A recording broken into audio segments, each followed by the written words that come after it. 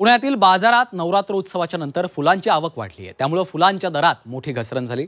फुलांच्या दरात 10 ते 20% घसरण झाली आहे। फुल व्यापारी सागर भोसले यांनी ही माहिती दिली।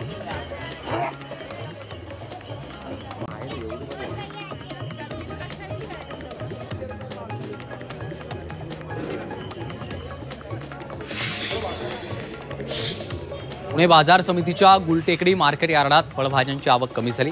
गुलटेकडी मार्केट यार्डात विविध भागांसह परराज्यातून 90 ट्रक फळभाज्यांची आवक झाली आहे। आवक कमी झाल्याने हिरवी मिरची, शिमला मिरची, फ्लॉवर, गाजरच्या भावात 10 ते 20% वाढ झाली। धुळ्यात पावसामुळे कांद्याचं मोठं नुकसान झालं, तर कांद्याला भाव मिळत नसल्याने कांदा उत्पादक शेतकरी हवालदिल झालाय। त्यामुळे सरकारने पंचनामे करून नुकसान भरपाई द्यावी अशी मागणी शेतकऱ्यांनी केली आहे। नंदुरबारमध्ये अतिवृष्टीमुळे पिकांचं मोठं नुकसान झालंय। जवळपास 2000 हेक्टर क्षेत्रावर नुकसान झालं। यात सर्वाधिक नुकसान पपई आणि केळीचं झालंय। त्यामुळे नुकसान भरपाई देण्याची मागणी शेतकऱ्यांनी केली आहे।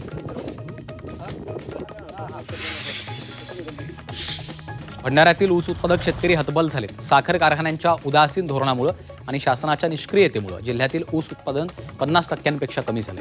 ऊसाचे पैसे न मिळाल्यामुळे शेतकऱ्यांनी ऊस लागवड करणं बंद केलंय। परभणी जिल्ह्यात अतिमुसळधार पाऊस आणि नदीला आलेल्या पुरामुळे पिकं वाया गेली। धरणांमधून सोडलेल्या पाण्यामुळे गोदावरी नदीच्या पट्ट्यात पूर्ण हंगाम वाया गेला।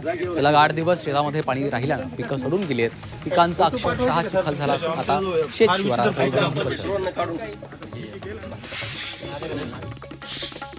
वर्ध्याच्या उमरी इथल्या शेतकऱ्यांना 8 एकरातील सोयाबीन जाळलं। सततच्या पावसामुळे अर्ध्याहून अधिक सोयाबीन सडलं होतं, तर सोयाबीनला शेंगाही लागला नसल्यानं उत्पादन होणार नसल्यानं जाळून टाकण्याचा निर्णय घेतलाय। जिल्ह्यात काही भागात नुकसानीचा सर्व्हे झाला असून मदत सुद्धा मिळालेली नाहीये, त्यामुळे शेतकरी संतप्त झाला।